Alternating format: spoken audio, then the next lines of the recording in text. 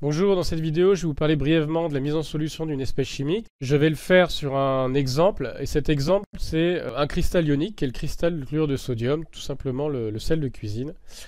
Donc, je vous passe ça tout de suite. Le chlorure de sodium est un solide ionique soluble dans l'eau. Lorsque l'on verse du chlorure de sodium dans un bécher contenant de l'eau, une partie est immédiatement dissoute dans l'eau. Une autre partie tombe au fond du bécher. Observons à l'échelle atomique le chlorure de sodium non dissous. Sur le schéma, les ions chlorure Cl- sont représentés en vert et les ions sodium Na+ sont en jaune.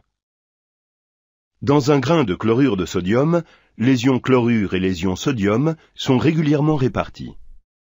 L'eau, représentée ici en bleu, ne pénètre pas entre les ions du solide ionique.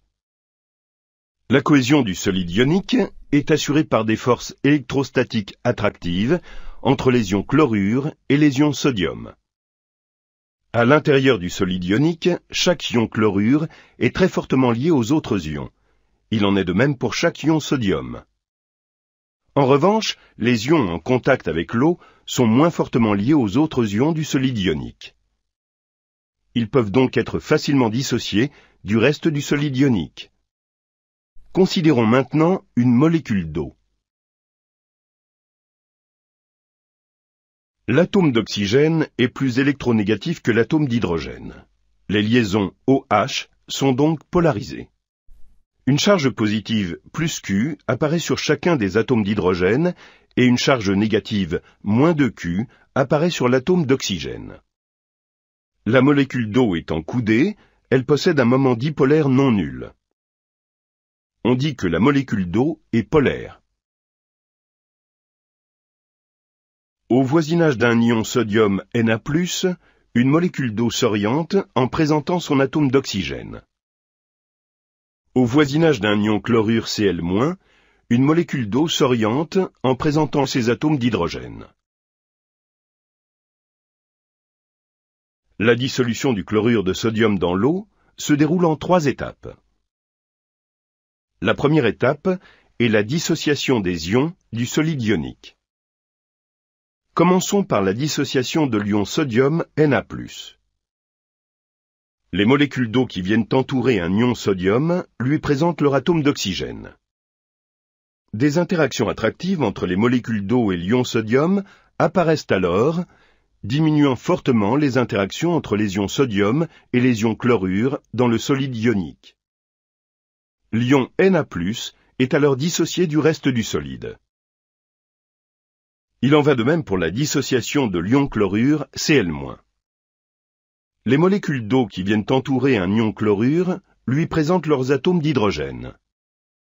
Les interactions attractives entre les molécules d'eau et l'ion chlorure provoquent la dissociation de l'ion chlorure du reste du solide ionique. Deuxième étape, hydratation des ions par les molécules d'eau. Une fois les ions dissociés du solide ionique, ils passent en solution en s'entourant de plusieurs molécules d'eau.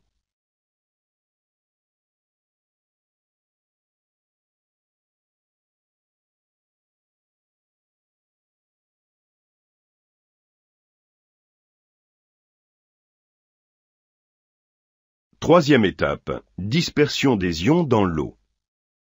Sous l'effet de l'agitation thermique, les ions hydratés s'éloignent peu à peu du solide ionique. Ils se dispersent dans l'eau.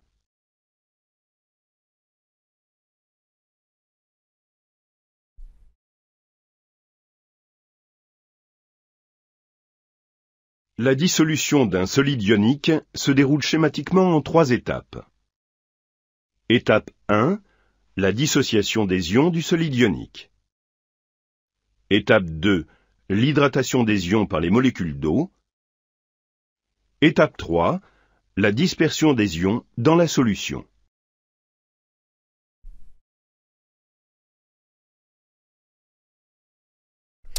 Ok, voilà, c'est tout pour cette vidéo. Je vous remercie de votre attention et je vous dis à bientôt.